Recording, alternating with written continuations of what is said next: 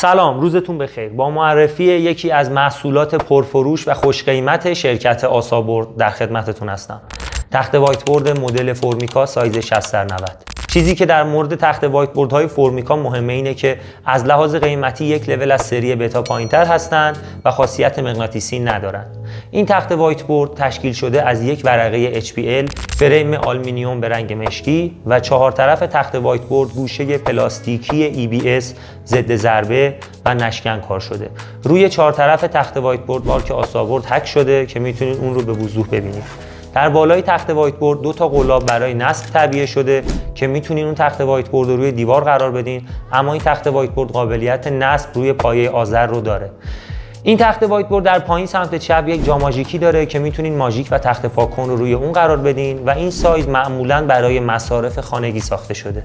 امیدوارم خرید خوبی داشته باشین. خدا نگهدارتون.